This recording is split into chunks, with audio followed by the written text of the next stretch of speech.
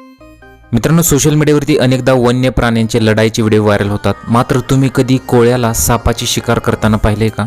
तुमचा विश्वास बसणार नाही या व्हिडिओवरती. व्हिडिओ काय तो पुढे बघा आणि चॅनलवरती नवीन असाल तर जरूर सबस्क्राईब करा.